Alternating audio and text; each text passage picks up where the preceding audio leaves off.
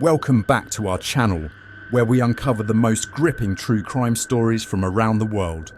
Today, we delve into a harrowing case involving a 16-year-old girl's role in a homophobic attack that resulted in the tragic death of a respected psychiatrist.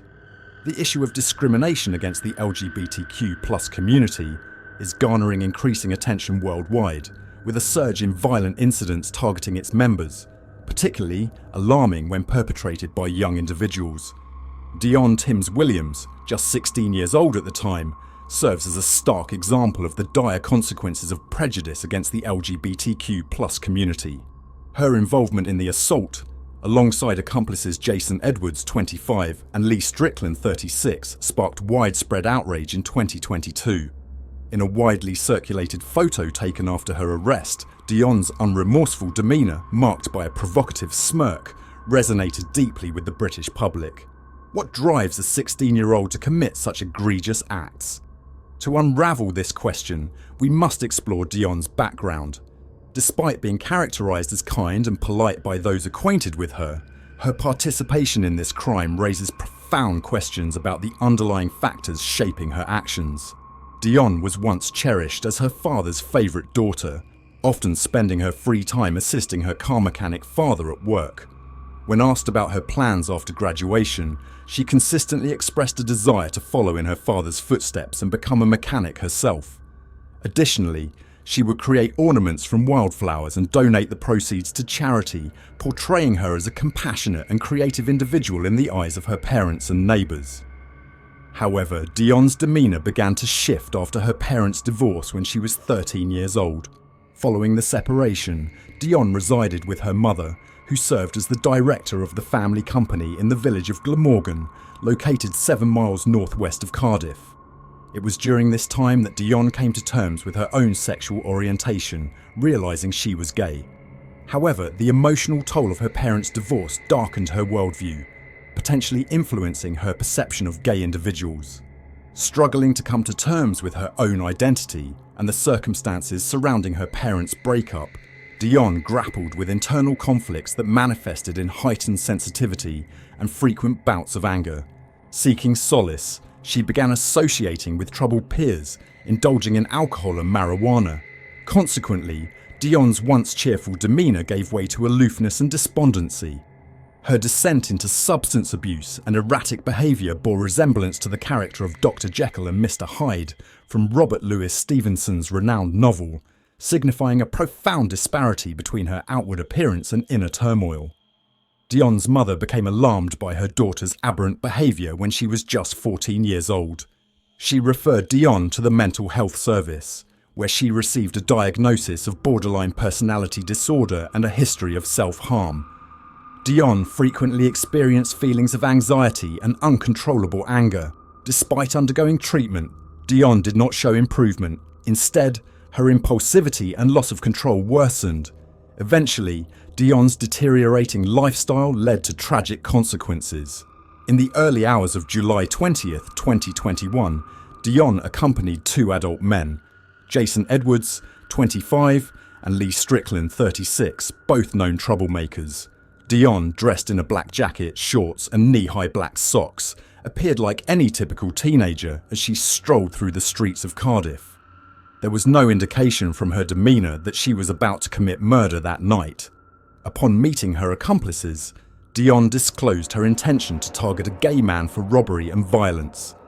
After scouting potential victims in a park, the gang selected Dr. Gary Jenkins, a 54-year-old counselling psychologist and psychiatrist well known in the local community. Despite his separation from his ex-wife in 2015, Dr. Jenkins maintained a positive relationship with her and their 2 daughters. He was regarded as a devoted family man. Gary was deeply cherished and respected by those who knew him for his skills, kindness and warmth. However, fate took a cruel turn for him on the evening of July 20th. While taking a walk in the park to enjoy some drinks, he encountered 2 intoxicated men and a young woman engaged in affectionate behaviour. Before he could react, the group assaulted him viciously, raining punches and kicks upon him. A horrifying video captured the relentless attack, with the trio urging each other on with shouts of "stomp on his head and keep going." Throughout the 15-minute ordeal, Dionne can be heard directing the assault, using derogatory language towards the victim and urging the attackers to continue their brutality. Despite Gary's desperate pleas to be released and for the assault to stop, the attackers persisted, humiliating him further. Gary's cries for mercy fell on deaf ears, and the assault continued until he lay motionless, breathless. Dr. Gary was rushed to University Hospital Wales following the assault, but succumbed to death due to irreparable brain damage 16 days later.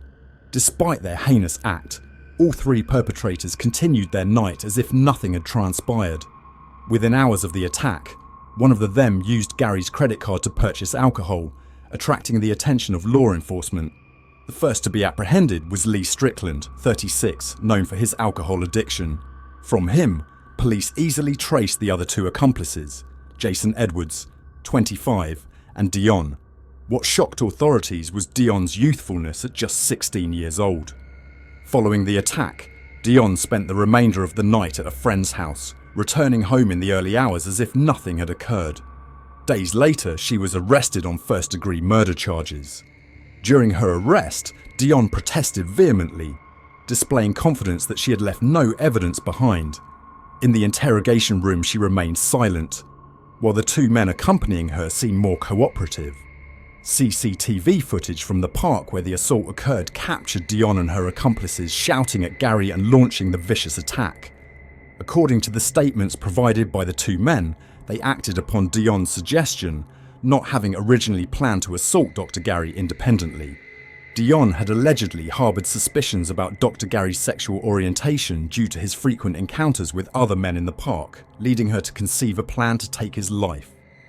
Initially, all three individuals were intoxicated when they encountered a tall, handsome young man in the park. They approached him crudely, inquiring about his sexual orientation and making inappropriate advances. However, unable to overpower the young man due to his stature and youthfulness, they abandoned their initial target. Subsequently, they set their sights on Mr. Gary, viewing him as a more vulnerable target due to his shorter stature and middle age. When Mr. Gary encountered the group, he initially perceived them as merely intoxicated individuals. However, they quickly surrounded him, demanding money and valuables. Despite Mr. Gary's compliance in the hope of being released, the assailants escalated the situation by using vulgar language and physically assaulting him, leaving him unable to resist. As Gary collapsed to the ground, the entire sequence of events was meticulously captured by CCTV, leaving little room for the trio to refute the charges, despite their lack of guilty pleas. In a particularly egregious act, as Gary lay incapacitated, the two assailants stripped him of his blood-soaked trousers before leaving him. At this juncture, a passerby named Louis attempted to intervene to assist Gary but was viciously attacked by the assailants, forcing him to flee for his life. Louis promptly reported the incident to the authorities, providing a detailed account of what he had witnessed. Following Gary's cessation of breathing, all three assailants embraced, laughed and conversed jubilantly, all of which was captured on CCTV. Faced with incontrovertible evidence, Dionne claimed that she had been coerced by the two adult men to accompany and participate in the assault under threat of harm. During interrogation, Dionne adopted a facade of innocence, attempting to persuade investigators to corroborate her alibi by calling a friend to attest that she was at their residence that night, not with the two men. However, when contacted, the friend's testimony contradicted Dionne's initial claim, stating that she had only arrived at their house at 2 a.m. However, on the evening of Mr. Gary's incident, Dionne lacked an alibi and had no other excuse to refute the charges. While there was no initial intent to commit murder, the inability to control their emotions and actions resulted in an unforeseen and tragic outcome.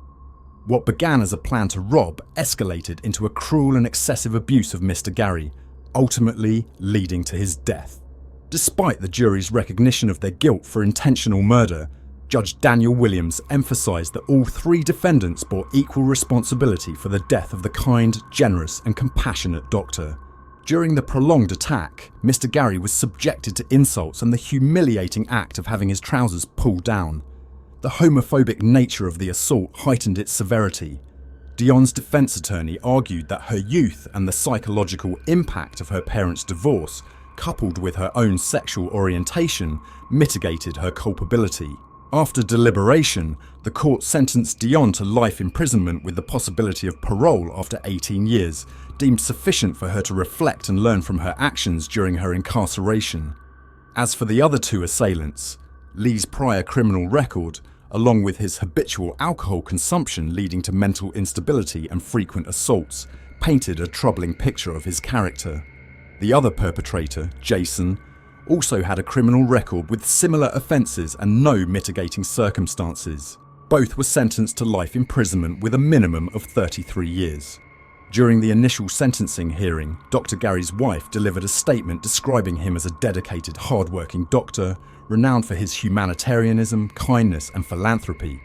She emphasised his unwavering commitment to his patients, always going above and beyond to ensure their needs were met.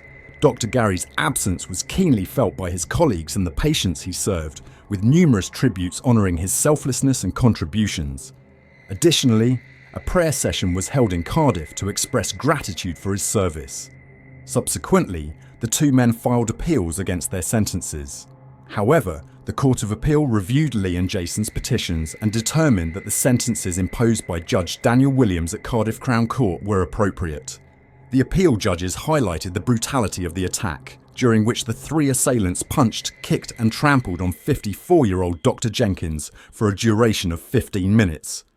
They underscored several aggravating factors in the murder, including its occurrence during a robbery and its motivation by homophobia. Judge Griffiths, one of the appeal judges, highlighted additional aggravating factors identified by the judge, including the prolonged brutality of the attack, the involvement of three perpetrators, and the deliberate humiliation of the victim. Both Lee and Jason were under the influence of alcohol or drugs at the time of the attack, and also assaulted a man who attempted to intervene. The court learned that the trio had specifically targeted vulnerable gay men for robbery, partly due to the belief that such victims would be less likely to report the crime and partly due to their homophobia. During the appeal, the recording of the attack, capturing Dr. Gary's pleas for mercy as he was assaulted, was replayed. Judge Griffiths echoed Judge Williams's sentiments from the original trial, describing how the victim's pleas turned into moans as his life slipped away. Yet the assailants responded with escalating homophobic insults and violence. The court acknowledged the unimaginable suffering and despair endured by the victim as he faced fatal blows for no reason. Judge Griffiths affirmed that the minimum life sentence of 33 years was warranted, considering the circumstances of the case. Following the denial of their appeal, Lee and Jason were escorted from the courtroom as their behaviour, characterised by laughter and jokes, suggested a lack of remorse and indicated that they required a more extended period of incarceration to grasp the severity of their actions. Following this case, a groundswell of calls for the protection of the LGBTQ+ community across the UK emerged. It's imperative that individuals within the LGBTQ+ community, including lesbians, gay men, bisexuals, transgender people and queer individuals, are afforded the freedom and safety to live their lives without fear or limitations. The profound mourning for the tragic death of Dr. Gary serves as a stark reminder of the level of hatred and discrimination they face simply for existing. This collective sorrow and regret are not merely expressions of personal loss, but also a demand for decisive action from the government. Urgent measures must be implemented to confront anti-LGBTQ+ attitudes in society, with a focus on ensuring the safety and freedom of all community members. This necessitates commitment not only from the political sphere, but from society as a whole, striving to create a safe and inclusive environment where everyone can live authentically without fear of discrimination or harm. As this story concludes, we invite you to share your thoughts and comments below for others to engage with. Additionally, the Q True Crime Story channel offers numerous other captivating cases for you to explore. Don't forget to like, subscribe, and turn on notifications to stay updated with Q Crime Story videos every day. Farewell for now, and we eagerly anticipate your presence in our future videos.